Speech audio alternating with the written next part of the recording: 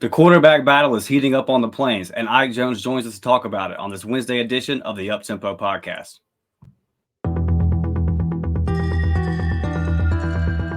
You are now listening to the War Report Podcast Network.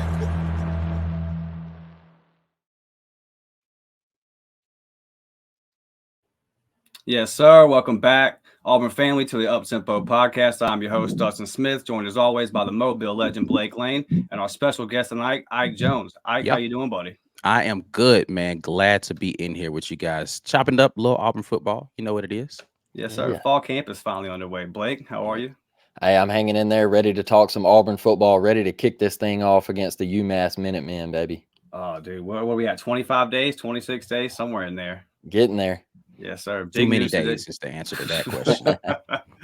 Ike, how tired are you, man, of just talking about this and making predictions? And the only reason I'm trying to be patient is I know the team isn't ready, right? Like they still have stuff that they've got to work through and all that kind of stuff. But yeah, I wish we could fast forward through this portion and just get to the games. But yeah, if they had to lace them up and go Saturday, I'd be pumped for it. Yes, sir. I know we're ready here at the War Report Network, man. We got big things planned. Ike's trying to take it over. If y'all haven't seen the Fireside Chat, go check that out, man, with our guy Mike G. That thing was awesome, dude. And we learned a lot about the quarterbacks. I think no one had ever really seen Holden before, right? You just hadn't seen him do a whole lot of interviews, and I think that he came off very well. Obviously, Robbie came off very well. But Ike, a lot of news today coming out about this quarterback situation, and we just kind of the offseason narrative, or I felt like it was that Peyton Thorne was brought in from Michigan State and just going to be kind of given this job. And we hear that our guy Holden is coming on strong and making some waves. Hear that Robbie's made some improvement, not only in accuracy, but in leadership. Yeah. What are you hearing, Ike? Yeah, I mean, hearing the same things. You listen to Coach Philip Montgomery talk about the situation. People can decide whether they think that's coach speak or if he's being genuine. I choose to take the man at his word when he says that there's a valid competition going on. The question really that you have to ask yourself is what's the space between the guys, right? Yes, we're competing, right? Like, yes, Usain Bolt lines up against everybody in the 100-meter dash. You know what the end result is going to be, though, right? Like he's going to blow every. Yes, it's a competition. That in the sense of we're all lining up at the starting line and there's going to be a finish line at some point in time and someone's going to win. But the question you have to ask yourself is, how likely is it that someone overtakes Peyton Thorne? I choose to take both he and Coach Freeze at their word when they say that any of those guys has an opportunity to actually win this race for the starting quarterback. You didn't ask me, but plenty of people have asked me if I were a betting man, I would still say Peyton Thorne is going to win that race as with the information I have today. Right. But yeah, Robbie has embraced the challenge. Holden Geriner is out there making sure that people understand that this is not a two-man competition. He is 100% in this, and he's going to make it difficult for the coaches to make a decision. Like, if you don't think I'm experienced enough, can you ignore this arm talent? Can you ignore, how well I know this playbook? Can you ignore the athleticism that I flash? Robbie is going to do the same thing. Can you ignore that I'm being more mature, more level-headed at practice? I'm making more throws more consistently. And then you're just going to have to say, all right, is this 60% plus this amazing athleticism enough for you guys to feel like we can win some ball games, right? Like, so, and I think that's the thing that fans ignore when they start talking about this. It's like, oh, but he can't do this. But it's like, well, but he can do all this other stuff. So we can't just throw that away as if it's not a part of football. So I think it's going to be interesting after this first scrimmage that comes up where people sit after that. One of the knocks that I hear on Holden, and I wouldn't necessarily say it's a knock, but one of the things that people say when it comes in terms of winning the job is the lack of experience. Robbie got to start the majority of last year. Peyton started for 2 years at a P5 program in Michigan State. So, but we hear that he's making moves and he's coming on strong. And remember, after the pro day, he came on strong apparently in spring ball. Right. So, and I've been hearing too that he has the prettiest ball, and the little bit that we have seen of him, that thing does look pretty coming out of there. It looks tight. His arm talent's undeniable, man. Yeah, 100%. So what would it have to be for Holden to make up that ground, that lack of it? Would he just really have to show out and show in these scrimmages, man, I'm just that guy no matter what? Or is it like command in the huddle and kind of that other stuff that Peyton Thorne has a grasp on, that he would, that to where they just huge steps back and say, I got to give it to him? How can he make up for that lack of experience?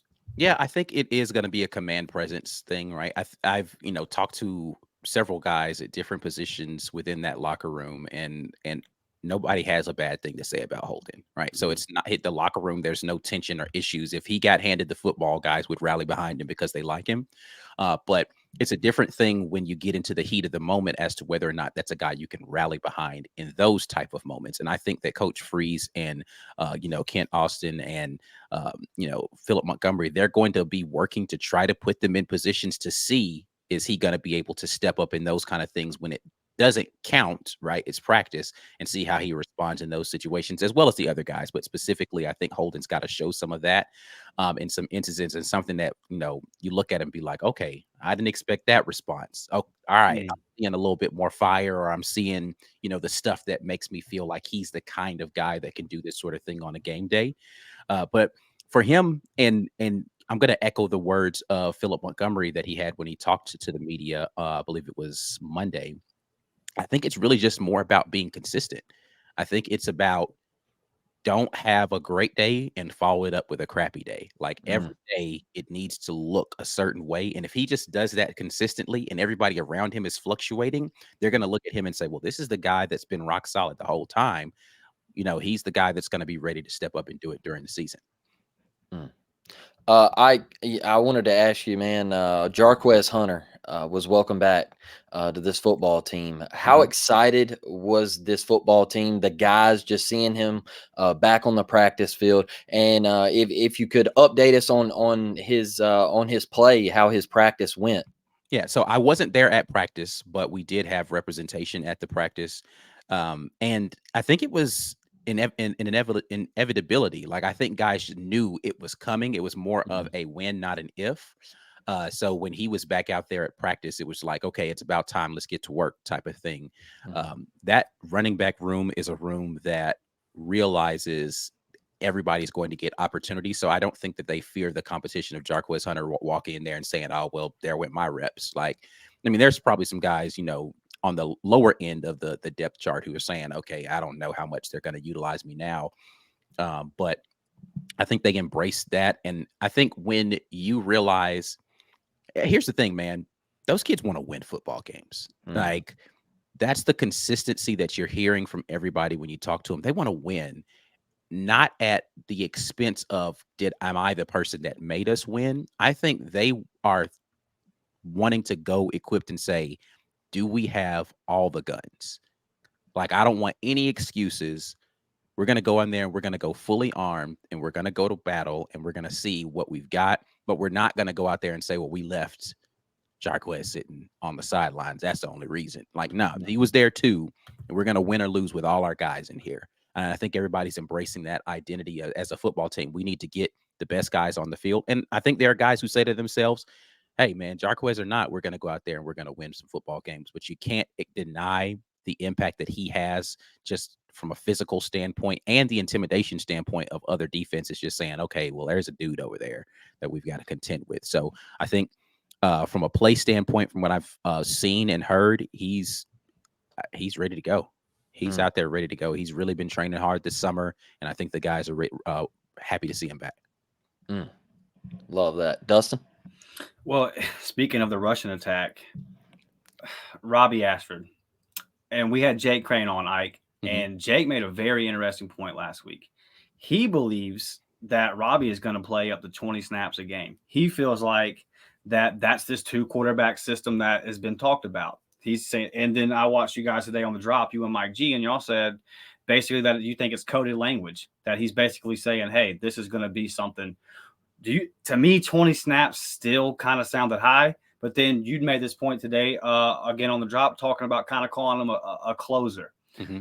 Elaborate on that a little bit, because to me, it's like if the offense is already running well under Peyton Thorne or maybe Holden, is Robbie still going to get 15 to 20 snaps in a game? Yeah, I don't know that I would put a number on it to that degree, 15 to 20 snaps. I think, and when I talk about the closer situation, I'll start there and then I'll come back to the other question. When I talked about closing, we're talking about a game where we just need to ice it, right? Like we're going to turn around and hand the ball off a bunch of times.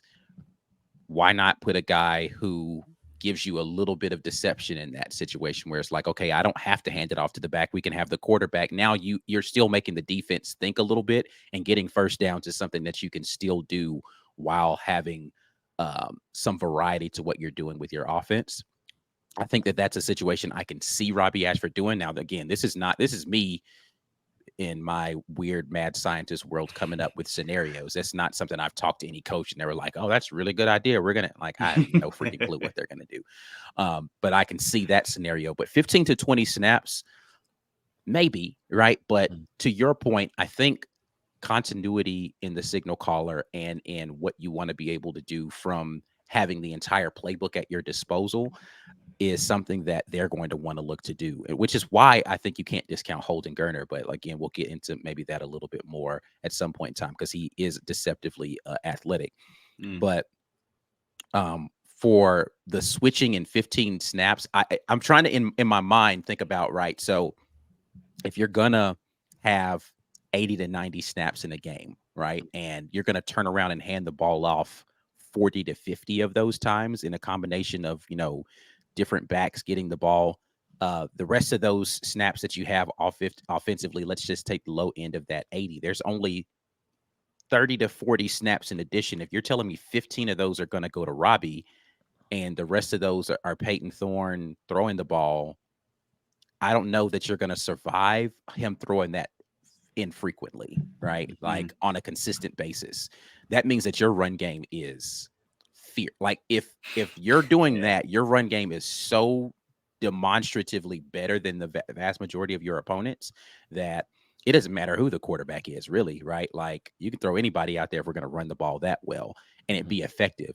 If we're going to get to that level of snap count and we're going to get Robbie in the game 15 times and Holden's going to, Holden or Peyton throwing is going to throw that few a time.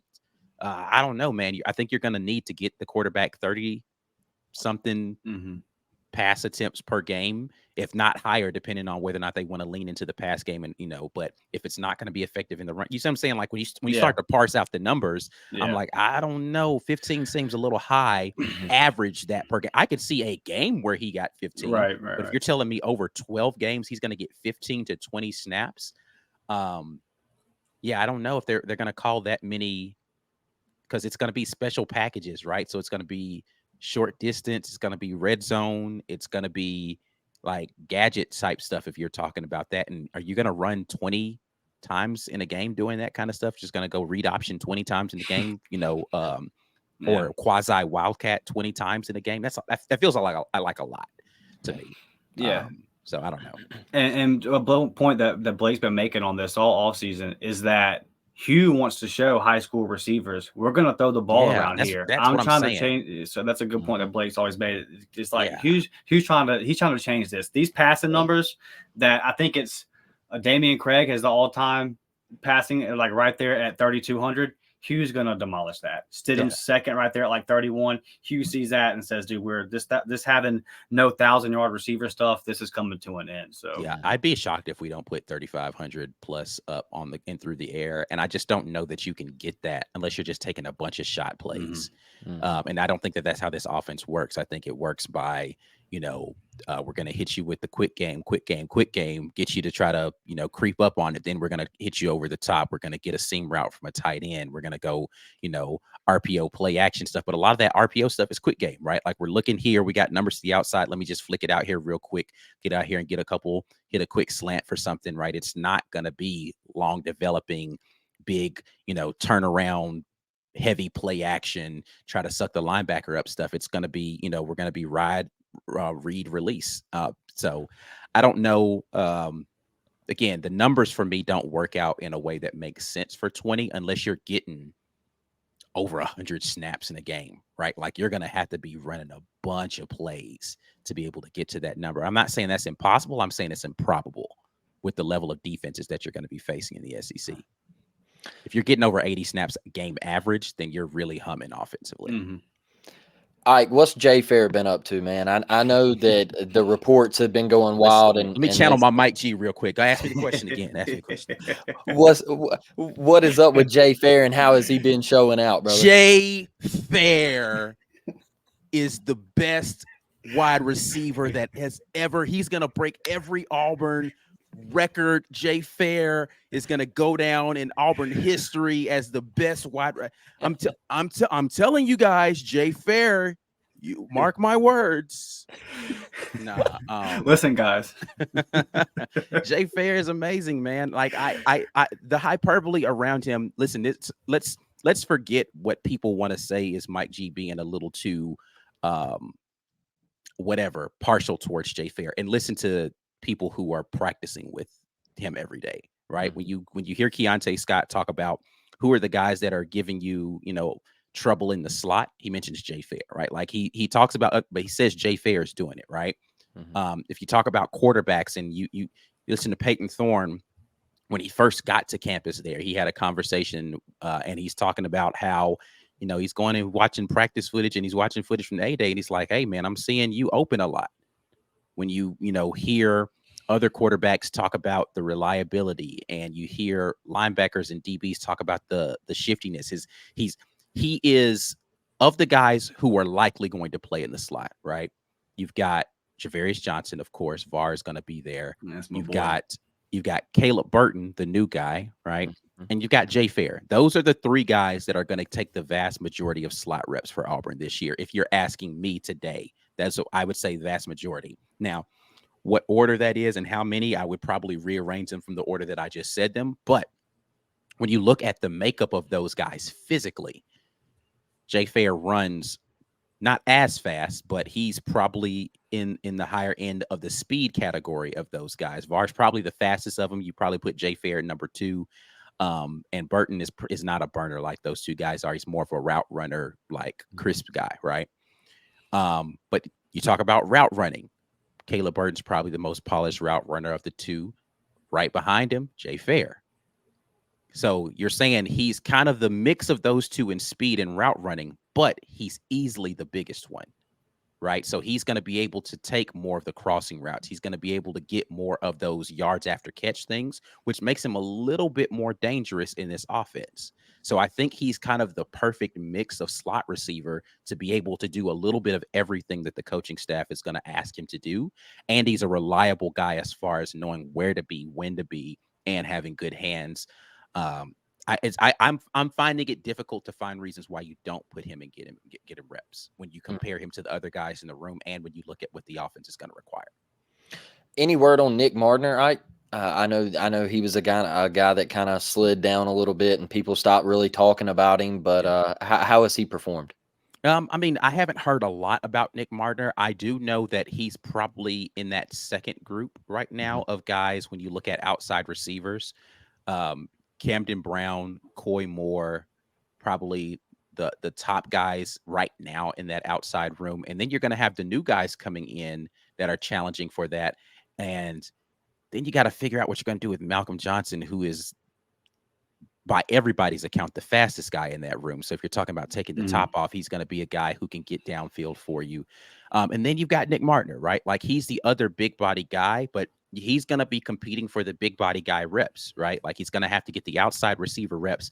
And man, I'm telling you, that kid Jair Shorter and that kid Shane Hooks, that's where Nick Mardner, like, if they weren't there, you'd be saying, okay, Nick Mardner's probably your second guy in the rotation. Like if you're talking about too deep, he's probably a number 2 at one of the outside receiver spots. When you mix Shane Hooks and you mix in Jair Shorter into that, I don't know. I don't know that he's better than any of those guys at doing what they're going to be requiring those guys to do.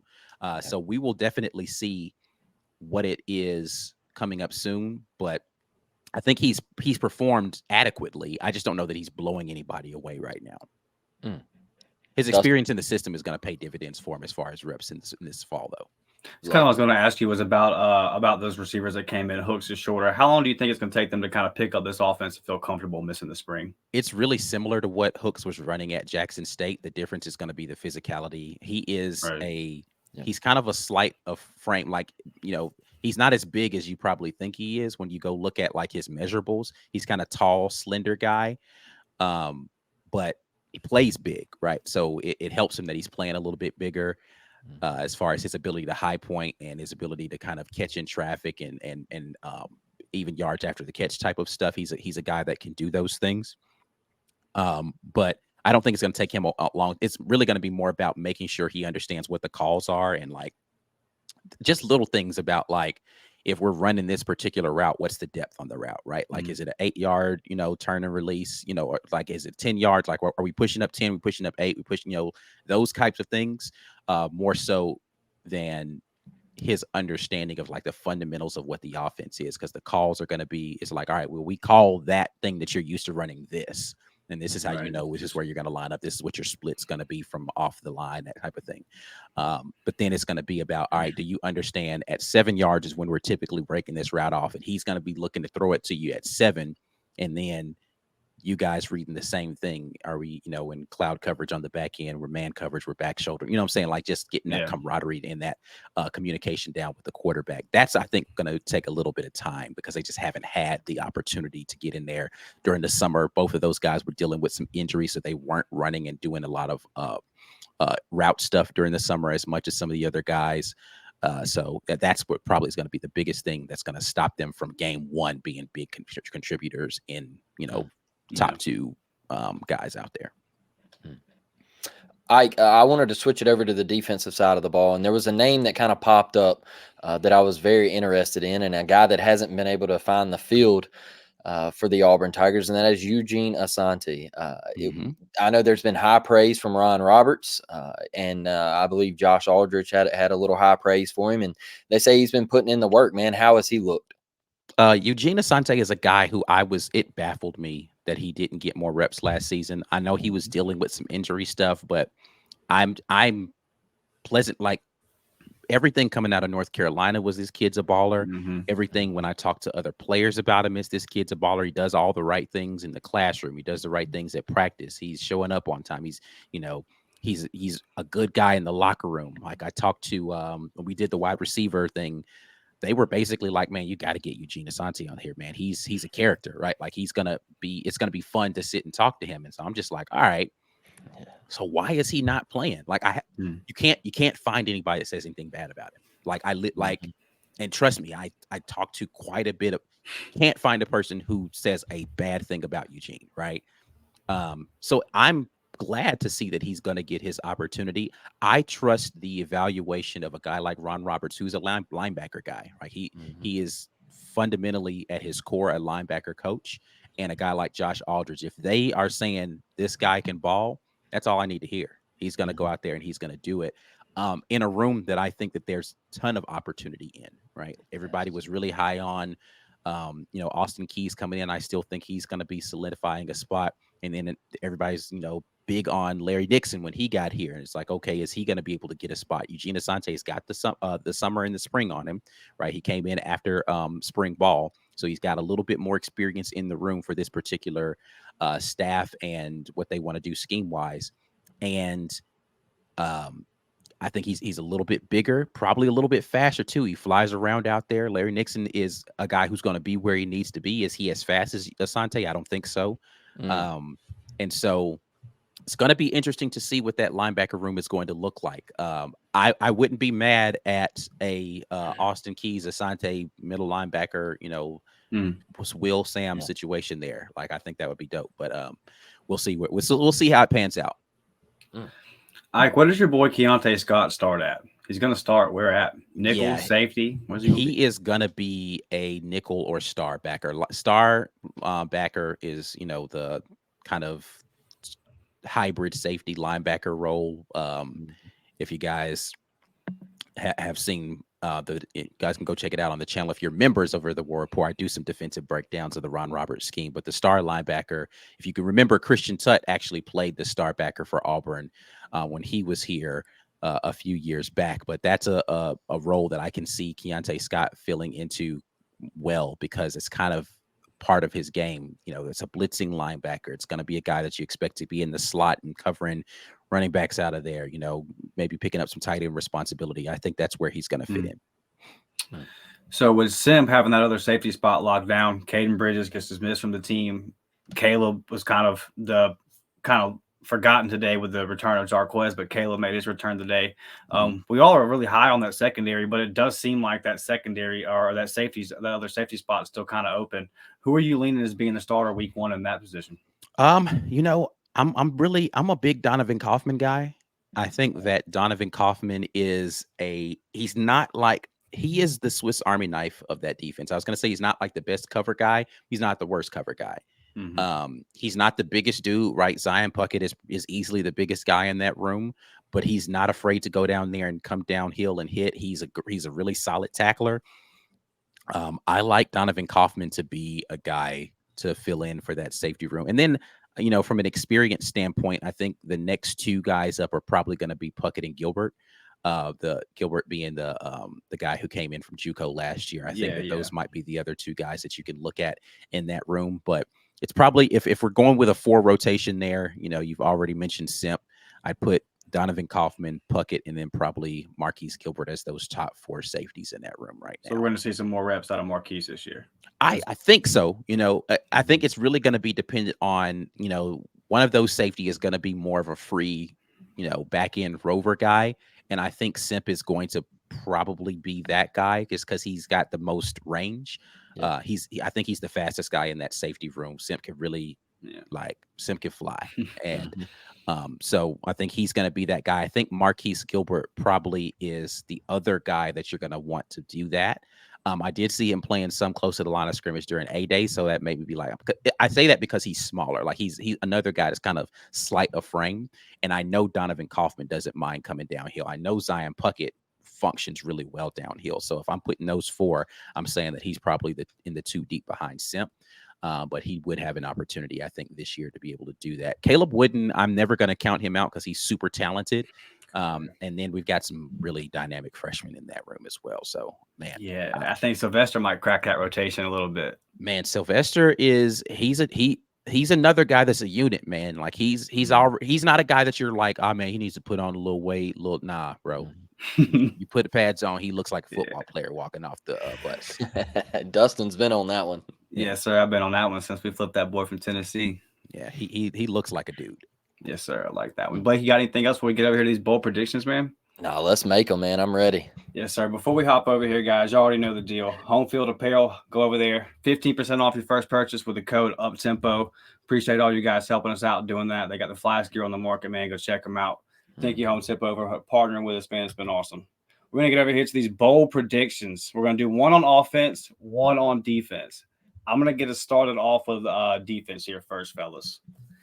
I'm going to say that Robert Woodyard establishes himself as the best linebacker on this team, and he has at least 70 tackles by the end of the season. 70 tackles. Okay. 70 tackles. We're talking total tackles. That's going to be solo tackles. What are we doing here? We'll give him total. Total tackles. All right, Tackles. 70. That's not bad. That's not a bad number. Because I think I didn't mention him when I was talking about the daggone linebacker. Man, listen, man, this is one of the best years I have been able to sit and evaluate a roster and say to myself, man, I can see that dude playing. I can see that dude playing. I can see and there's just not a lot of rooms where I'm like, I don't know. Like if we've got 2 guys that could play this position. Like the only place that I'm saying that in my mind is tackle, like offensive tackle. Outside of that, I mean, there are and probably the nose, right? The nose tackle. I don't know that we've got 3 really good nose tackles on the team. Yeah, what's up with Sledge? I don't know that Nietzsche Sledge is going to play nose. Like he's definitely going to play a defensive tackle position. He's going to be, if we're looking at D tackle, we're probably looking at Marcus Harris. You're looking at probably a Nietzsche Sledge in that role. You're looking at a guy like Zacchaeus Walker. And then you switch over to the D end side, and you're gonna, what's the freshman kid's name? Gosh, why is my brain blanking on me? He was Falk. Keldrick Falk's probably gonna play D end. Oh yeah, beast. Jason Jones is gonna flex between D end and nose tackle, so you're gonna have him and the kid from Kentucky whose name is escaping, Justin Rogers. Is probably going to play there. Nasili Kite and Lawrence Johnson are probably the other guys that'll rotate in there on that nose tackle. And whoever's not at the nose will flex out and do that D tackle spot for there. And then you got the freshman guys, Darren Reed. They're going to be down there on man. Like I said, we just got dudes, man. Like again, this is one Reed's of those a good years. Player. Yeah, there's one of those years where I can just rattle off names of guys that I can say I think this guy's an SEC caliber, whatever the position is, and we've got more than one of them that I can say. But yeah, that's a good one though. Robert Woodyard, 70 tackles. I like it. Blake. Look, we only forced 13 turnovers last year. We were dead last in the Southeastern Conference, and I did some research, and Georgia led the conference, I believe, with 23 or 24. They were number one. I'm gonna say that I'm gonna say we at least get 20. All right. And that will get us into the top 4 of the conference. All right. That will get us top 4. I think the way this defense is going to be this year, and I know the high praise for the secondary, but I think we're going to force some turnovers. I don't think we're going to go on that long stretch like we did at the beginning of the year where we went multiple games without forcing a turnover. I know there was some turnovers that were to be made in the Ole Miss game that we couldn't capitalize on. So I think that I think the cookie's going to crumble a little differently this year, fellas. I like that one, Blake. Okay. Let's see. Bold prediction for me. I think that Auburn will have at least one guy with double-digit sacks this season, at least 2 guys with above 8 sacks this season. 8 or more sacks from 2 different players this season. And at least one of them is going to have double-digit. Do you have names in mind here? You know, Marcus Harris. I like the kid from App State, bro. Yeah, Jalen McLeod. I think Jalen McLeod might be one of them guys that you just got to figure out how to identify him at the snap. If you got him in 3rd and 6 or 7 or more, watch out for Jalen McLeod. I like him. The other person that I think is going to be disruptive over there. Let me think about this one for a second. When talking about sack, I think Marcus Harris might be the other guy that I could put in there. I think Marcus Harris might be because here's the thing about Marcus Harris. Last year, and really in his first season as well, he lived on the other side of the line of scrimmage. The problem with Marcus Harris, a lot of those times, and I won't say a lot of those times, is he was missing a couple of the tackles to get the tackles for loss, and he seemed like he was being a little too, false starts, though. I mean, offsides, that kind of stuff that made him a little bit more hesitant. But Marcus Harris is a guy who knows how to, and I think in this system, he's going to be allowed the liberty to just kind of get out there and create havoc, which I think is what he functions best in. I would say those 2 guys off the top of my head. I like that. I predicted earlier in the summer that Keldrick Falk would finish with 8 sacks. So. I almost said Keldrick Falk in that when I was like, but my question is, or the thought about that is whether or not they're going to give him that many reps. He's a guy who I don't know if you might not even be able to keep him off the field. He might be that good. So, and by all accounts, he's a man-child out there. So, my thinking there, Ike, is that we're just thin at that position, and I've been clear on it. I don't think it's going to happen at the A&M game, but I think somewhere around that LSU game, I think he's going to have, like any freshman, especially on the D line, there'll be a okay, welcome to the league type moment. But I think as it goes on, he's just that good. He's not at Highland Homes anymore. It'll take him a little bit of time, but I bet that back half, man, when you get in that stretch of like Ole Miss, Mississippi State, Vandy, Arkansas, I think Keldrick starts to eat. So, the other reason why I would think Keldrick Falk might get that opportunity is because early season he might not be running with the ones, and so he's going to get a lot of those, early reps against teams that are going to have to throw to try to stay in a game, right? Like so against UMass, he might get 2 or 3 sacks in that game, right? Just because of the fact that he's going against their second team. Right. And they're going to have to throw the ball to try to get back into the game type of thing. And he's just out there wrecking shop. You could probably say the same thing for the Samford game, right? He may front load his ability to get to 8 in those first 3 games because of second team, third team reps that he'd be getting to try to get him acclimated to collegiate play. And then he's only needing, 2 or 3 sacks down the stretch to be able to do that. And we still got a cupcake on the back end. So it's not a bad pick.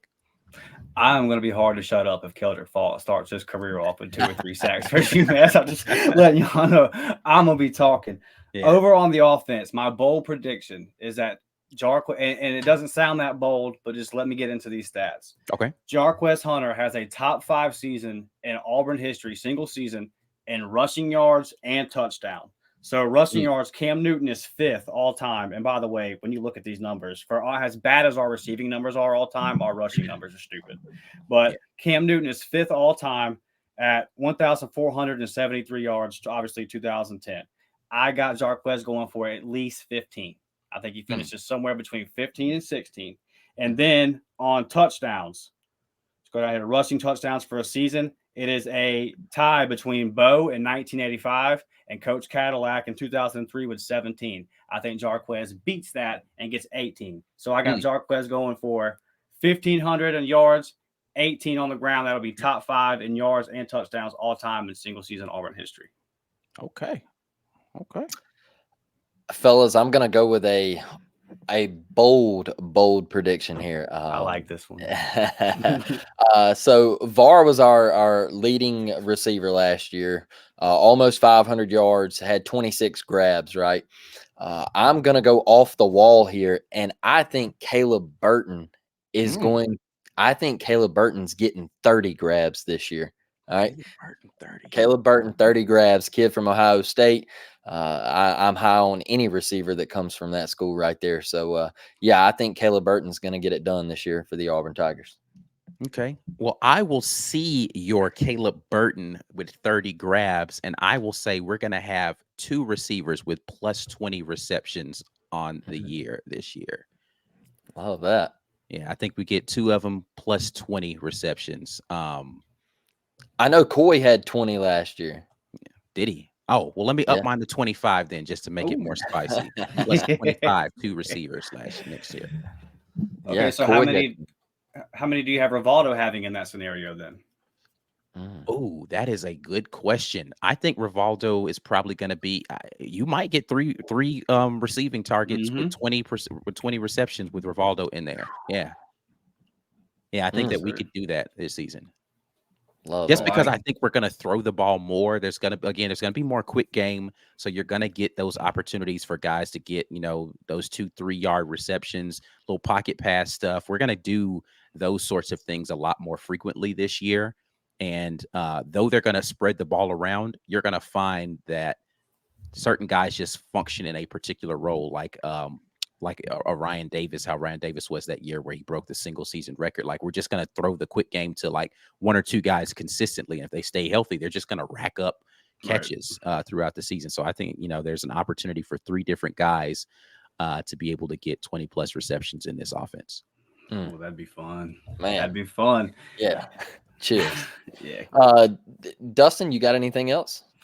Yeah, so today we got the it was going around Twitter, and even if you don't have Twitter, I'm sure you saw it on wherever you keep up with your Auburn news. We're going to finally be able to roll the original Tumors trees again, man. And I was there at the final roll on the 2013 spring game, and it was, if you ever seen the pictures, if you weren't there, it was just a crazy, man. It was nuts. It's one of the craziest Auburn atmospheres I've been to, and it was a spring game, like 80,000 plus. It was just unbelievable time, man.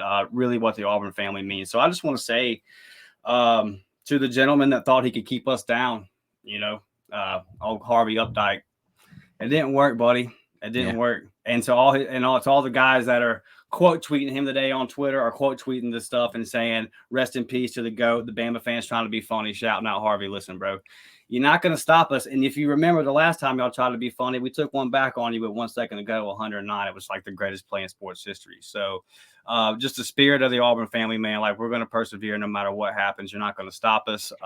Everything that we saw that night versus A&M, everything that we saw on that finals tumor roll, man, it's going to be awesome to get back versus UMass and finally get to roll those trees, man. I know I have my toilet paper ready. Bro, that was like the super G version of what I really wanted to say. Well, tell Harvey how you feel. Yeah. So he can't hear it. So. Yeah, Auburn won the last one he got to see. So I just, a lot of people around the country don't realize like how big of a deal that is to the Auburn family. And I've been asked, like I've been communicating with some of the people out in the Pac-12 and some of the people that we're going to have on the show, and people will say, hey, look, man, like what's the hype about like Tumor's Corner? All right. And there's a guy that's going to be on the show from Cal. He asked me, he's like, I'm coming to Auburn next year. And he's like, what's all the hype? And he's like, I keep hearing about this lemonade and these trees and all of this stuff. And he's like, just tell me. And so I laid it out for him. And I was like, hey, there's these trees, and it's a tradition and they mean the world to the Auburn family. And just the day that happened, and I was listening to Paul Feinbaum, and, Paul even thought it was a joke. Yeah. And he was like, no way somebody did that. Like, that's insanity. And just to see the press conferences of the people at Auburn having to break the news of the trees can no longer be rolled, and they're going to be taken out and replaced, and it was just heartbreaking stuff. So no matter like how bad the rivalry is, look, I think it's the greatest rivalry in sports, but sometimes it's got to be bigger than a rivalry, and for you to do that because one player breaks your heart and wins a Heisman Trophy and leads Auburn to a national championship, you go and do a senseless act like that, and then you don't even pay the money back for restitution and everything. So, it was just ignorant, and but it's back now. It's back, and it feels good. And to see that this morning, to see everybody in the Auburn family just get hyped up, and the old videos being brought back, and I can't wait for September 2nd. I can't wait for UMass. I can't wait for Tiger Walk, Hugh to run out of that tunnel. It's going to be exciting. Yeah, man. And if I guess it's okay to, like, everybody makes jokes or whatever, as long as it's lighthearted. I just think it's kind of in poor taste, man. Like, just Yep. understand that some people have pride in certain things, right? Mhm. And it's not okay to just crap on somebody else's thing that they have pride in, right? Like, it's just let them have pride in the thing, and whether you understand it or not, or whether it's a big deal to you, it doesn't matter if it's a big deal to you. It's a big deal to me, and I Yep. don't really appreciate anybody disrespecting anything that's a big deal to me, right? So, Yep. to those fans, you guys know what a part of my anatomy you could kiss. It's like the Denny Chimes. Their big thing is the Denny Chimes. Their band plays on it every Saturday before the game, before they make their entrance into the stadium and everything. And that is their big deal. But you don't see an Auburn fan. Yeah, I mean, like, here's the thing: everybody's got their traditions, man, Mhm. and you just don't want somebody messing with your stuff. And it doesn't, like, it seems silly that you have that tradition, but hey, listen, I might make fun of your tradition, but I'm never going to disrespect it. Yep. Like, I think there are some traditions out there that are absolutely stupid, absolutely Texas stupid. A&M. Yeah, listen, now my hatred for all of Texas A&M's fanfare is well documented. But listen, man, if that's what you do, right? Like, I'm never, like, the thought would never come into my head. Oh man, they're doing their midnight yell. I'm gonna release something in the area where they do it and where they can never do that again, right? Like, Right. that's not a thing. Like, I don't care if Texas A&M beats us in a football. Like, I'm just never going there, because it's like, all right, some stuff you just leave alone. Like, you make Mhm. fun of it, you do whatever because they're your rival, but just let people do their stuff, man. And it ain't it. How does it hurt you for us to celebrate football games? It doesn't hurt you at all. So get over it, man. Stop being. Yeah, Fellas, PG. I want to ask y'all one thing.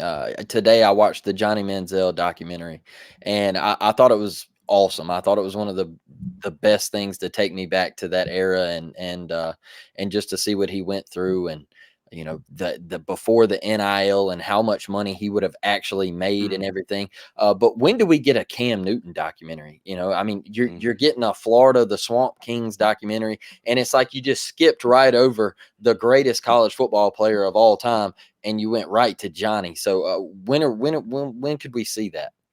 I don't know. It's a good question.